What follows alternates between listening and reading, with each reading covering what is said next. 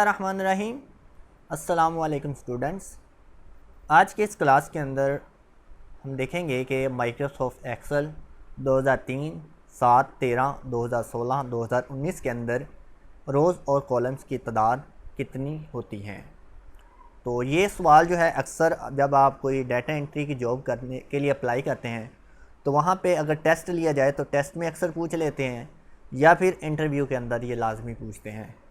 तो आपने करना क्या है, इनको आपने याद कर लेना है। ये एक शीट्स मैंने बनाई हुई है, ये देखिए कॉलम्स के अंदर मैंने रोज़ की तादाद लिखी हुई है और यहाँ पे कॉलम्स की तादाद लिखी हुई है। तो सबसे पहले देखिए 2003 के अंदर जो है हमारे पास जो रोज़ थी वो 65,536 थी और 2007 में इन्होंने 98,340 रोज़ और बढ़ाकर इसे अपग्रेड किया और इसके साथ ही यहाँ पे इसका ये वाला इंटरफेस जो है इस तरह का ये चेंज कर दिया इन्होंने, ठीक है। तो और कॉलम्स की बात की जाए तो 2007 के अंदर इन्होंने 16,128 कॉलम जो है वो बढ़ा दिए। तो ये 2007 के अंदर इन्होंने काम किया और इसके अलावा और भी काफ़ी ज़्यादा इसके अंदर चेंजिंग की। फिर आहिस्ता आहिस्ता उन्होंने 2013 के अंदर भी यही कॉलम्स और रोज़ रखी, 16 के अंदर भी इनकी तादाद वही थी और 19 के अंदर भी अभी इनकी तादाद वही है, जो कि बहुत ज़्यादा है। और यहाँ पे हम देखें अगर तो रोज़ को तो सिंपल गिनती के साथ जो है वो हम ज़ाहिर करते हैं, ये इन्होंने किया हुआ है 1 2 3 4। और कॉलम्स को जो है इन्होंने ABCD इस तरह ज़ाहिर किया हुआ है। तो 16,384 अगर देखें तो यहाँ पे XFD तक बनते हैं, यानी कि ये E के बाद जब Z आता है तो Z के बाद इन्होंने AA से शुरू कर दिया कॉलम, फिर इसी तरह AB, ठीक है। अगर मैं आपको इधर को लेके जाऊँ कर्सर तो आप ये ऊपर ज़रा देखें तो ये देखें इस तरह से, ठीक है। ये देखें AS AD, तो ये A से Z तक जाएगा। और इसी तरह अगर हम आखिरी सेल पे जाएं तो ये देखिए XFD तक जाएगा, जो कि 16,384 सेल्स बनते हैं हमारे पास एक रो के अंदर, ठीक है। तो इसी तरह कॉलम्स की बात की जाए तो एक कॉलम के अंदर हमारे पास 1,48,556 सेल बनते हैं। तो ये थी इनके तादाद।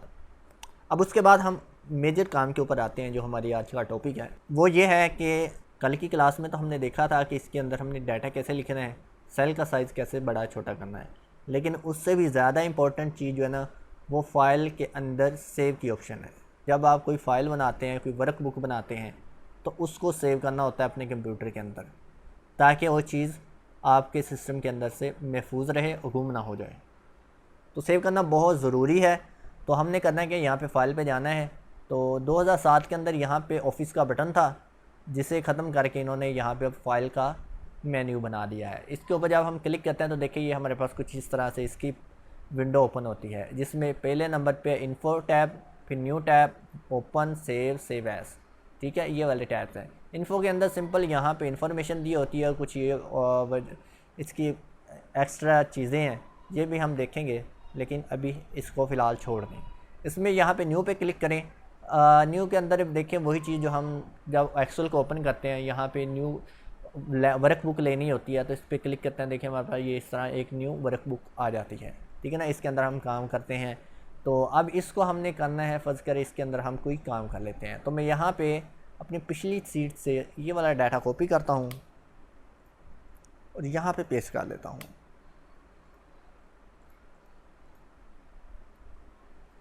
ठीक है। अब ये मेरे पास है जी वर्क बुक 2।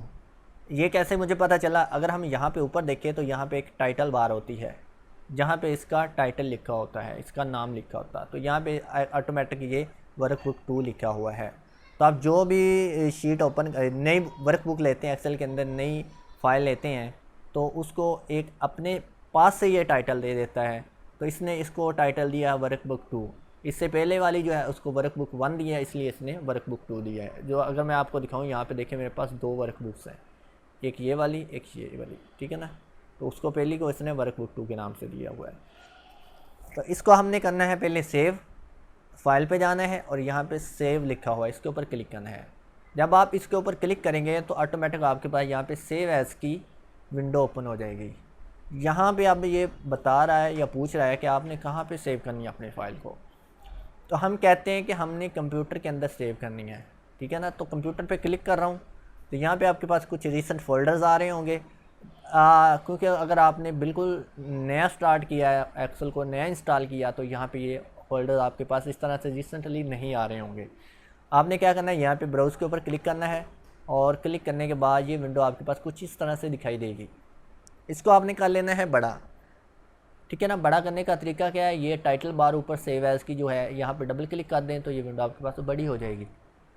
यहाँ से आप अपना एड्रेस चूज़ करें, ठीक है ना। यहाँ पे आपके पास जो नेविगेशन पैन है, इस नेविगेशन पैन के अंदर आप देखें, अगर किसी ड्राइव के अंदर सेव करना चाहते हैं या डेस्कटॉप के ऊपर सेव करना चाहते हैं, डॉक्यूमेंट के अंदर सेव करना चाहते हैं अपनी फ़ाइल को, तो आपने वो एड्रेस से चूज़ करना है। फर्स्ट करें मैं इसको डेस्कटॉप के ऊपर सेव करना चाहता हूँ, तो यहाँ पे डेस्कटॉप पे क्लिक करूँगा तो ये मेरे पास इस तरह डेस्कटॉप शो हो जाएगा। अब मेरे डेस्कटॉप के ऊपर कुछ फ़ोल्डर्स भी हैं, अगर इन फ़ोल्डर्स के अंदर मैंने सेव करना है फ़ाइल तो मैं उन फ़ोल्डर को ओपन कर लूँगा, लेकिन फ़िलहाल मुझे फ़ोल्डर्स के अंदर फ़ाइल को सेव नहीं करना, मुझे डेस्कटॉप के अंदर ही करना है। तो उसके बाद आपने यहाँ पे देखिए फ़ाइल नेम, जो कि हमारे पास यहाँ पे वर्कबुक 2 आ रहा है, हमने इसको चेंज करना है। अब आप जो भी फ़ाइल का नेम रखना चाहते हैं वो अब यहाँ पे टाइप करेंगे। जैसे इसका मैं नाम रखना चाहता हूँ MS excel sheets columns and rows counting, ठीक है, ये नाम रखना चाहता हूँ। उसके बाद टाइप जो है वो एक्सेल वर्कबुक करें यहाँ से, और यहाँ पे हमने कर देना है सेव। अब ये फ़ाइल हमारी सेव हो गई। अब इसका फ़ायदा क्या होगा, बस करें आपका यहाँ से अचानक से ये ऊपर बटन बना हुआ है क्लोज़ का, यहाँ से आपका एक्सेल क्लोज़ हो जाता है। तो वो फ़ाइल आपकी अब सेव हो चुकी है और आपको जो है वो घबराने की ज़रूरत नहीं है। आपने क्या करना है, यहाँ पे देखिए डेस्कटॉप पे हमने सेव किया था ना, जहाँ भी आपने सेव किया वहाँ पे ये फ़ाइल इस तरह से बन जाएगी। ये देखें, इसके ऊपर डबल क्लिक करेंगे, देखिए अब हमारे पास डायरेक्ट जो है वो फ़ाइल इस तरह से ओपन हो जाएगी, ठीक है। अब सेव का एक और चीज़ आपने याद रखनी है कि आप इसके अंदर जो भी चेंजिंग करते हैं, जैसे देखिए ये वाली चीज़ ना, मैं इसी को दोबारा से यहाँ पे टाइप करूँ, अगर एक्सेल रोज़ कॉलम्स, ठीक है ना, 2019 2016, अब ये इतने चीज़ लिखी है मैंने, और मेरे पास जो है सॉफ्टवेयर क्रैश हो जाता है, बस का सॉफ्टवेयर आपका क्रैश हो जाता है, जिस वजह से ऑटोमेटिक ये बंद हो जाता है, या लाइट चली जाती है तो ये सॉफ्टवेयर आपका बंद हो जाता है। तो उस सूरत में जो भी आपने एक्स्ट्रा डाटा लिखा होता है, ये वाला अब हमने एक्स्ट्रा डाटा लिखा है, ठीक है ना, यानी कि एडिशनल लिखा हुआ है, ये चीज़ सेव नहीं होती। ये क्यों नहीं होती, क्योंकि हमने दोबारा से सेव नहीं की। तो आपने जो भी डाटा लिखना है, लिखने के बाद आपने फिर से सेव करना है। तो नहीं बच्चों, ये बिल्कुल नहीं होगा कि हाँ, जो आपका सवाल ठीक है, जब आप दोबारा से सेव करते हैं ना तो सेव एज़ की ऑप्शन नहीं ओपन होती। सिंपल देखें, मैं करके दिखाता हूँ। ये देखें, फाइल पे क्लिक करना है, यहाँ पे सेव पे क्लिक करना है, देखें कोई विंडो अलहदा से सेव एज़ की ओपन नहीं हुई। ये क्या हुआ है, पहले से सेव थी, इसने उस सेव शुदा फाइल के अंदर हमारे इस डाटे को अपग्रेड कर दिया है, यानी कि अपडेट कर दिया है। आगे समझ। अब सेव की शॉर्टकट की लिखो। सेव की शॉर्टकट की है Ctrl, ठीक है ना, ये जो कंट्रोल बना है +S, ये शॉर्टकट की है, ये आपने याद कर लेनी है, Ctrl+S। तो आप जो भी डाटा लिखें, फर्ज करिए यहाँ पे मैं रोज़ लिखता हूँ, ये वाली चलो कॉपी कर लेता हूँ, यहाँ पे पेस्ट करता हूँ। अब आपने Ctrl+S कर दिया, देखें ये सेव हो गया, डाटा अपडेट हो गया। बस ये चीज़ आपने याद रखनी है कि जब भी कोई एडिशनल सेटिंग करो या कोई वर्कबुक बनाओ या वर्कशीट बनाओ, तो उसमें आपने पहले सेव ज़रूर करनी है फाइल को। Ctrl+S कर दो, सेव हो गई। अब इस सूरत में देखिए, अगर हम यहाँ पे कुछ और डाटा लें, जैसे कि इसी को मैं कॉपी करके यहाँ पे पेस्ट करता हूँ। अब ये एडिशनल सेटिंग की है मैंने। अब फर्ज करें बिजली चली गई है, तो यहाँ पे ये बाय डिफ़ॉल्ट डोंट सेव ही होगा। अब बिजली चली गई है या सॉफ्टवेयर क्रैश हुआ, ऑटोमेटिक बंद हो गया। अब इसे मैं दोबारा से ओपन करूँ तो क्या होगा, देखें यहाँ पे हमने और डाटा लिया था, सेव नहीं हुआ, हो गया ना नुकसान। तो इसलिए आपने Ctrl+S लाजमी प्रेस करना है। क्या? हाँ जी, हाँ वो ऑप्शन भी होती है कि अगर आप चाहते हैं कि कुछ मिनटों बाद या कुछ वक्फे के बाद आपकी फ़ाइल ऑटोमेटिक सेव हो जाए, वो ऑप्शन भी इसके अंदर मौजूद है। उस ऑप्शन के लिए देखिए आपने करना क्या पता, यहाँ पे फ़ाइल पे क्लिक करना है और यहाँ पे ऑप्शन पे आ जाना है। अब ऑप्शन में आने के बाद आपने यहाँ पे ये सेव की ऑप्शन बनी हुई है, ठीक है ना, सेव पे क्लिक करना है। यहाँ पे देखिए auto recovery information every 10 minute, यानी कि ये 10 मिनट के बाद जो है ना वो आपकी फ़ाइल को सेव कर रहा होता है। तो आप इस टाइम को कम कर दें, कितना करना है हमने, इसको कर देते हैं जी 1 मिनट। तो ये इसी के अंदर नहीं करेगा, लेकिन ये आपके 1 मिनट के बाद फ़ाइल को सेव ज़रूर कर लेगा रिकवरी फ़ाइल के अंदर, ठीक है ना। ये देखिए keep the last auto save verification without saving, इसको भी आपने चेक कर देना है। ये भी क्या चीज़ होती है, ये भी हम देख लेते हैं। उसके बाद है जी save to computer by default. अब ये क्या चीज़ है, जब आप चाहते हैं कि आपकी फ़ाइल जब आप सेव करें तो ऑटोमेटिक जो है वो एक एड्रेस के अंदर सेव होनी चाहिए। तो ये वो लोकेशन है, आप इसे चेंज कर सकते हैं। अब मैं कोई भी वर्क बुक नहीं बनाता हूँ ना, मैं चाहता हूँ कि वो सेव हो मेरे पास डेस्कटॉप के अंदर, एक फ़ोल्डर बना लेता हूँ एक्सेल के नाम से, इस फोल्डर के अंदर सेव हो। कोई भी वर्क बुक बनाऊँ, कंट्रोल-S करूँ, ठीक है ना, तो बगैर डेस्टिनेशन एड्रेस के डायरेक्ट यहाँ पे सेव हो जाए। तो ये वो वाली चीज़ है। तो आपने क्या करना है, यहाँ पे उसका एड्रेस दे देना है। अब इस पे एड्रेस इसका कैसे देना है, अब आपने फ़ोल्डर को ओपन करना है। यहाँ से देखें ये ऊपर आपके पास यहाँ पे एड्रेस आ रहा है, इस पर क्लिक करें, ये देखिए एड्रेस बन गया। इसको कॉपी करें और एक्सेल में यहाँ पे इसको कट करके पेस्ट कर दें और यहाँ से इस ऑप्शन को आप ओके कर दें। फिर यहाँ से आप इसको ओके कर दें। अब देखिए मैं नई वर्क बुक लेता हूँ एक, देखें कंट्रोल-S कर रहा हूँ। देखें मैं यहाँ से ब्राउज़ करूँ तो यहाँ पे देखें मेरे पास ऊपर एड्रेस आ रहा है डेस्कटॉप एक्सेल। सेव करूँ, देखें ज़रा, ठीक है ना। यहाँ पे एक्सेल का फ़ोल्डर खोलूँ, ये देखें आगे समझ, ये थी वो वाली ऑप्शन। तो ये ऑटो सेव को भी आप ऑन कर दें और इसको भी आपने ऑन कर देना है। समझ आ गई? चलें आगे, चलें जी, अब आगे आ जाएं। ये था जी ऑप्शन सेव का। अब उसके बाद हमने एक और छोटा सा काम सीखना है और उसके बाद फिर ये क्लास ख़त्म। अब यहाँ पे कॉलम रोज़ और सेव के बाद जो है आगे हमारे पास जो ऑप्शन आ रही है वो है जी हमारे पास यहाँ पे होम मेन्यू, या अभी होम मेन्यू को अभी रहने दें, हम पहले देख लेते हैं ये असल में क्या चीज़ होती है। ये हमारे पास होती है मेन्यू बार। इस मेन्यू बार के अंदर हमारे पास यहाँ पे होते हैं रिबन्स, ठीक है, ये रिबन्स इन्हें कहते हैं। तो इंसर्ट के अंदर इस तरह के रिबन्स हैं, ये वाले रिबन्स हैं, फिर इसके अंदर ये वाले रिबन्स हैं, यहाँ पे इस तरह से है। इन रिबन्स का जो है हमारे एक्सेल के अंदर मुख्तलिफ काम होता है, तो वो भी हम आहिस्ता आहिस्ता देखेंगे। उसके बाद यहाँ पे देखिए ये आपके पास ये इस तरह से नज़र नहीं आ रही होगी, ये ऊपर नज़र आती है, इसे कहते हैं क्विक एक्सेस टूल बार। ये इसमें सिर्फ ये 3 ऑप्शंस होती हैं, एक ये वाली सेव की, ये होती है अंडू, ये रीडू।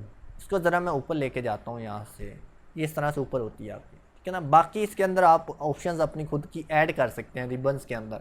ये भी हम इंशाल्लाह नेक्स्ट वीडियो आने वाली में देखेंगे कि किस तरह से ऐड कर सकते हैं। तो उसके बाद इसको हम अगर नीचे लगा लें तो ज़्यादा बेटर रहता है, तो मैं इसको ज़्यादातर नीचे ही लगाता हूँ रिबन्स के। तो रिबन्स के नीचे इसको लाने के लिए हम यहाँ पे राइट क्लिक करते हैं, ये खाली एरिया पे, रिबन्स के खाली एरिया पे, और यहाँ पे हम करते हैं show quick access tool bar below the ribbon. तो ये हमारे पास इस तरह नीचे आ जाती है। उसके बाद ये आपने पिछली क्लास में भी देखा था, नेम बॉक्स या एड्रेस बॉक्स है, और ये वाली चीज़ जो है ये हमारे पास फार्मूला बार कहलाती है। अब ये फार्मूला बार जो है क्या चीज़ होती है, सेल के अंदर हमारे पास जो एक्चुअल वैल्यू होती है फार्मूला बार के अंदर वो चीज़ हमें यहाँ पे दिखाई देती है। अब यहाँ पे देखिए 2019 है, मैं यहाँ पे क्लिक करूँ तो मुझे यहाँ पे 2019 दिखाई दे रहा है। अगर यहाँ पे क्लिक करूँ ये रोज़ दिखाई दे रहा है। आप कह रहे हैं कि ये एक्चुअल वैल्यू है, यही दिखाई देना है। तो इसके अंदर अगर देखिए यहाँ पे मैं एक फार्मूला लिखूँ, जैसे यहाँ पे मैं इनको सम कर लूँ,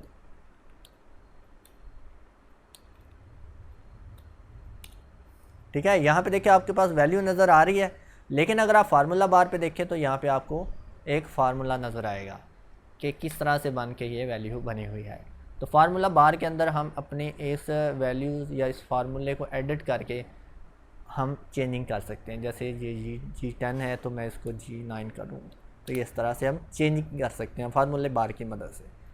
तो जो भी सेल के अंदर असल चीज़ होगी, चाहे फार्मूला हो चाहे डेट हो, तो वो चीज़ आपको यहाँ पे शो होगी। जैसे ये डेट है, इसको मैं यहाँ पे शॉर्ट डेट कर दूँ तो यहाँ पे आपके फार्मूला बार के अंदर ये एक्चुअल चीज़ आपको दिखाई देगी। ये देखें, ठीक है, देखिए मैंने इसको टाइम किया है लेकिन यहाँ पे मुझे डेट दिखा रहा है, साथ में टाइम दिखा रहा है कि असल चीज़ आपकी ये डेट है। तो एक्चुअल चीज़ आपको यहाँ पे दिखाई देती है। इसका भी बहुत ज़्यादा इस्तेमाल होगा, तो ये भी आपने याद रखना है। उसके बाद नीचे आ जाएं, यहाँ पे ये वाली चीज़ आपके पास स्टेटस बार है, जिसमें यहाँ पे देखें ये हमने पिछली क्लास में देखा था, जूम बार है। ये वाली चीज़ें जो होती हैं ये आपके पास पेज लेआउट्स होते हैं, तो इसको आपने यहाँ पे नॉर्मल रखना है हमेशा। ओके, इसको उसके बाद यहाँ पे आ जाएं, ये शीट्स हैं। तो अभी फ़िलहाल 2013 और 16 के अंदर जब हम न्यू वर्कबुक लेते हैं ना, तो एक शीट आती है। 2007 के अंदर और उससे पहले थे ना, जो हम नए वर्कबुक लेते थे तो उसमें 3 शीटें हमें ये देता था। तो इसके अंदर हम अपनी मर्ज़ी से शीट्स और ऐड करना चाहें तो यहाँ पे क्लिक करते हैं तो हमारे पास एक और शीट आ जाती है। यहाँ पे देखिए 1 2, यहाँ पे क्लिक करें 3 4। तो बहुत ज़्यादा आप इसके अंदर इन शीटों से काम ले सकते हैं। फिर इसी तरह इन शीटों को अगर आप रीनेम करना चाहो तो वो भी कर सकते हैं। इनको राइट क्लिक करो, यहाँ पे रीनेम पे क्लिक करो, तो यहाँ पे आप इसको रीनेम भी कर सकते हैं। एंटर प्रेस करोगे रीनेम हो जाएगी, या फिर यहाँ पे शीट के नेम के ऊपर डबल क्लिक कर दो तो आप इस रीनेम कर सकते हो। इसी तरह अगर आप इनकी जगह तब्दील करना चाहते हैं तो आप इनको यहाँ से पकड़ें, सिंपल ड्रैग कर दें, तो ये आप अपनी शीट्स की जगह भी तब्दील कर सकते हो। यानी कि आप जिसको पहले नंबर पे रखना चाहो वो भी रख सकते हैं, दूसरे पे रखना चाहो वो भी रख सकते हैं। तो ये शीट्स हैं, ठीक है। इस तरह अगर इनको हाइड करना है, आप राइट क्लिक करें, यहाँ पे हाइड पे क्लिक करें तो वो शीट आपकी हाइड हो जाएगी। इस तरह उनको अनहाइड करना है तो आप वहीं पे शीट के ऊपर राइट क्लिक करें, अनहाइड पे क्लिक करें और यहाँ पे आपके पास शीट्स आ जाएंगी जो जो आपने हाइड की हैं। इनमें से मैंने इसको अनहाइड करना है, इसको सेलेक्ट करके ओके करूँगा, अनहाइड हो जाएगी। Right click, unhide, okay, unhide. तो इस तरह से आप शीट्स को हाइड अनहाइड कर सकते हैं, ठीक है। तो ये है जी हमारे पास कुछ और एक्सेल के अंदर ऑप्शंस। तो आई होप आपको आज की ये क्लास भी समझ आ गई होगी। चला मिलते हैं नेक्स्ट वीडियो में, इजाज़त दीजिए और दुआओं में याद रखिए। अल्लाह हाफिज़।